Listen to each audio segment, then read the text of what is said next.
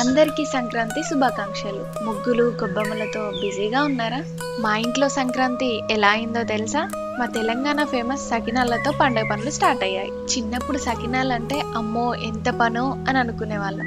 Morning కూర్చుంటే night అయిపోయేది. సకినాలు అయిపోయేసరికి 5-6 కేజీల పిండి 10 చేతులు వేస్తే గానీ అయిపోయేది కాదు. అరుగు ముందు అలికిన కట్టెల పోయి, అరగంతా ఆడవాళ్ళ ముచ్చట్లు. పండుగ సందడంతా సకినాలతోనే మొదలయ్యేది.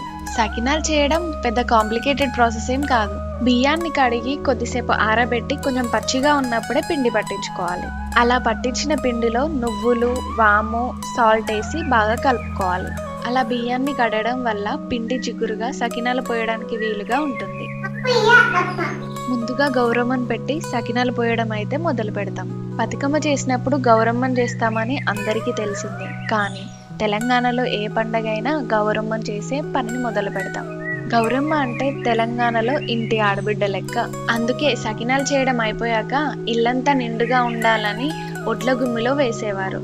ఇప్పుడు అలా గుమ్మిలు లేవు కాబట్టి ఇంట్లో రైస్ స్టోరేజ్ బాక్స్ లో లేదా తులసికోట దగ్గర పెడుతున్నాం.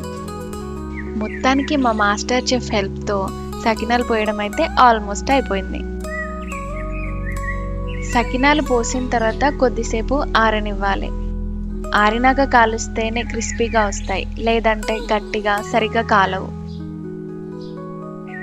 సకినాలు పోయడమే కాదు, తీయడం కూడా ఒక పెద్ద టాస్కే.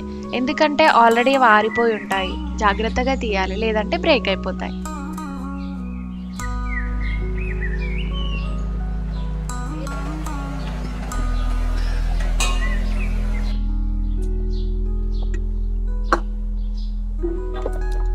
సకినాలు మ్యాండేటరీ, కానీ మా వాళ్ళకు సకినాలతో పాటు మడుగులు కూడా ఉండాలి.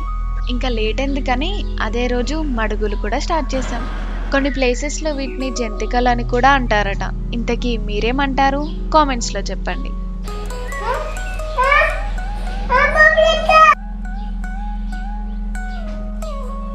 చిన్నప్పుడు మా ఇంట్లో ఇత్తడి మడుగుల పావు ఉండేది.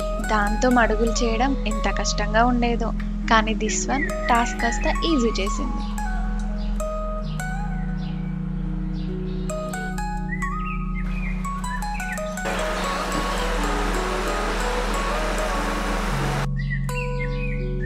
అలా అప్పాల పని అయితే కంప్లీట్ అయిపోయింది.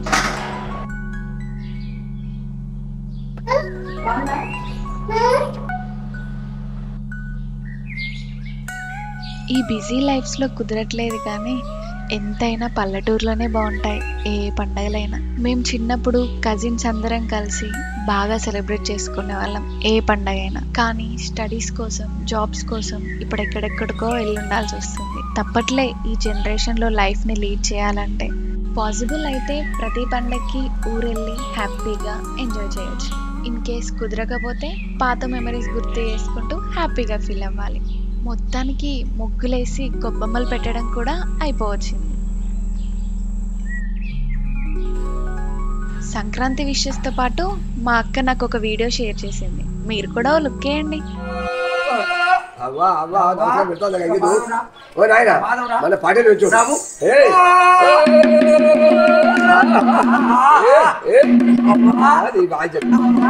కాడా లచ్చు నచ్చని పట్టు చూరే పట్టు బంగారు పట్టు పట్టు మంచోడు. నేను ఎక్కడ పోతే గుడి పట్టి కావాలా? అత్త సంపత్తి, అత్త గౌరే పట్టి, అత్త సంపత్తి పట్టి, చీరే పట్టి పట్టి పట్టి గోదా చల్లకుండా మన ఇల్లు చల్లకుండా మనకి ఇద్దరు పట్టి పట్టి పదార్థంగా చెడిపోడు పట్టి